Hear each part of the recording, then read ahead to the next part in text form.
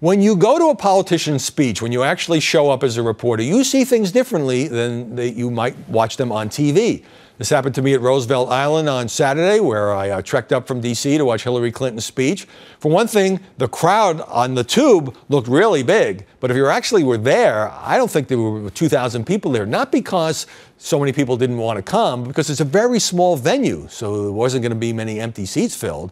And also, even as a guy who grew up here in New York City, getting to Roosevelt Island, like, nobody knows how to do it. And it's a challenge. There's a bridge, but there's a subway and there's a tram, but it's kind of difficult to navigate.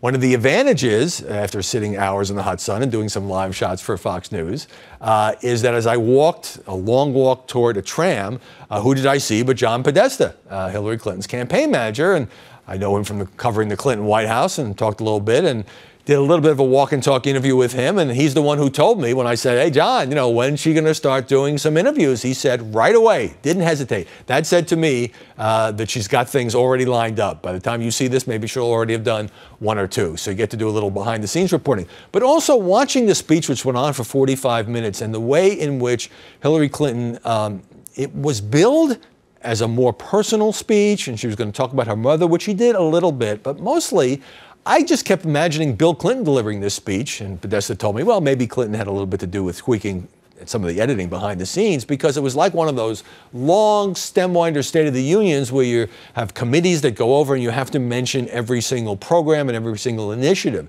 So, of course, Hillary Clinton is going to talk about income inequality, and she's going to talk about taking on Wall Street, because her party has moved left and she is trying to move left, and she's going to sound that kind of populist appeal.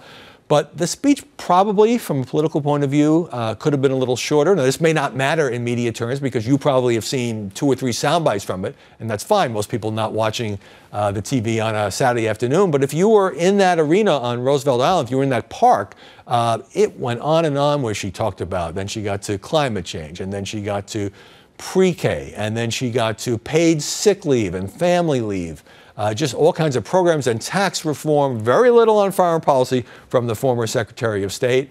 And, I think for Hillary Clinton, it was a pretty good speech, pretty well delivered, but it was more prose than poetry. She just doesn't have that natural uplift that, among other politicians, her husband was so good at providing. So you got to see her in her element, doing the kind of speech that she likes to do, which, you can't be somebody that you're not. And Hillary Clinton is never going to be a great orator. So what she tried to do is deliver a message. And the message was about policy. It was about liberal agenda. It was about progressive programs. Not so much on the personal side, but clearly she's made a calculation that she wants to win this nomination and appeal to the left. And she'll worry about the swing voters or the independent voters some other time, maybe the fall of 2016.